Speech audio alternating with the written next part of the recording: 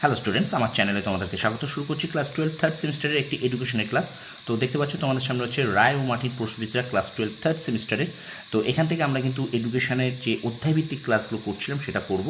তো প্রথম থেকে শেষ পর্যন্ত ভিডিওটা দেখবে, একটু কিন্তু স্কিপ করবে না, ঠিক আছে?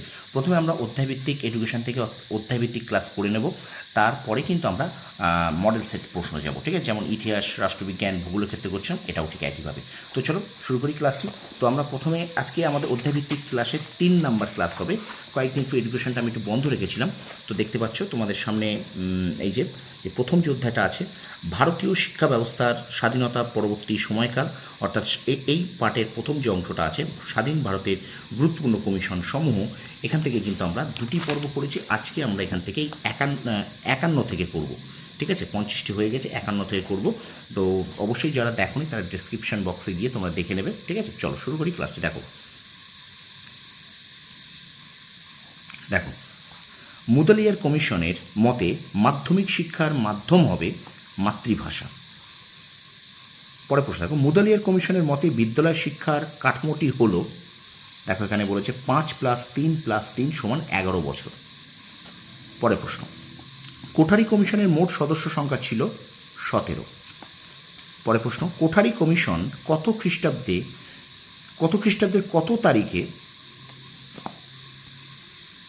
আচ্ছা দেখো, কোঠারি কমিশন কত খ্রিস্টাব্দের কত তারিখে ভারত সরকারের কাছে তার রিপোর্ট পেশ করে? উত্তর হবে কিন্তু এখানে 1966 খ্রিস্টাব্দের 29 জুন, ঠিক আছে? পরে প্রশ্ন, 5 পয়েন্ট স্টেট এর সুপারিশ মুদালিয়ার কমিশন করে।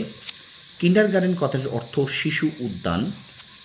এই বইটা প্রিন্টটা একটুখানি ঝাপসা আছে, সেই কারণে হয়তো একটু তোমাদের বুঝতে অসুবিধা হচ্ছে, ঠিক আছে?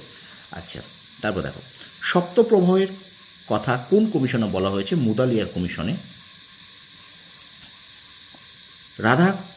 রাধাকৃষ্ণন কমিশনের অপর নাম বিশ্ববিদ্যালয় শিক্ষা commission. The destiny of India is now being shaped in her classroom কোন কমিশন বলেছে? কোঠারি কমিশন বলেছে।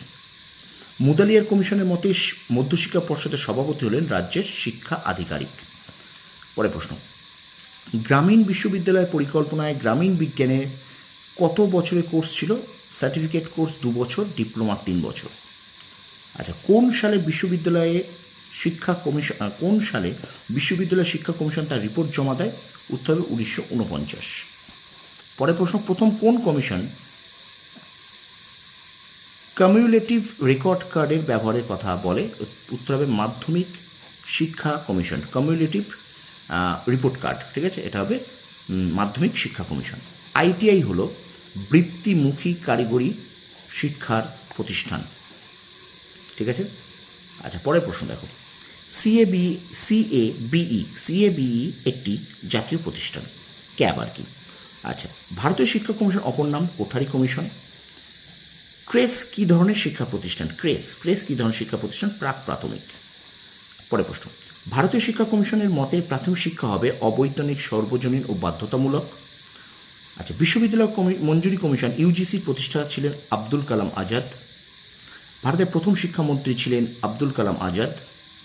তারপর প্রশ্ন, কোঠারি কমিশনের একজন বিদেশি সদস্যের নাম হলো জাঁ থমাস। বিশ্ববিদ্যালয় শিক্ষা কমিশনের প্রতিবেদনটি পৃষ্ঠা সংখ্যা ছিল 747। কোঠারি কমিশন ড্যাশটি টাস্ক ফোর্স গঠন করে 12টি। একটু শেয়ার করবে, লাইক করবে।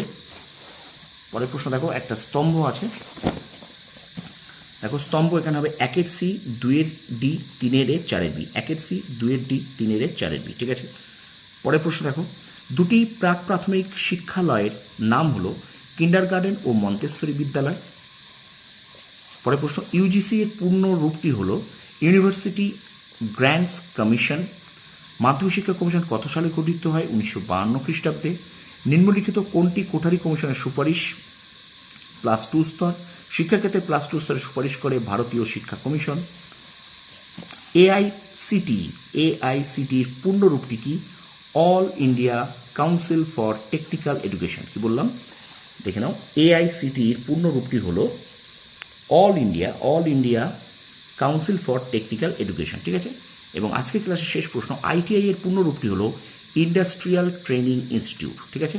তো এই পর্যন্ত আজকে আমরা 3 নম্বর পর্ব শেষ করলাম এডুকেশনের রায় মাটির প্রশ্নবিদ্যার ক্লাস 12 থার্ড সেমিস্টারে। তো ভিডিওটা ভালো লাগলে লাইক করবে, কমেন্ট করবে, আর অবশ্যই কিন্তু বন্ধুদের মাঝে বেশি করে শেয়ার করবে। আর আমার চ্যানেল নতুন হলে চ্যানেলটাকে অবশ্যই সাবস্ক্রাইব করো। তোমাদের ক্লাস 12-এর কিন্তু তোমাদের রায়মার্টিন প্রশ্নবিদ্যা থেকে আমি কিন্তু অধ্যায় ভিত্তিক ক্লাস করাচ্ছি, ঠিক আছে? তো অবশ্যই আমার চ্যানেলটা সাবস্ক্রাইব করো, পাশে থাকা বেল আইকন প্রেস করে রাখো। তোমরা সফল হও, তোমাদের সাফল্য কামনা করি। ধন্যবাদ।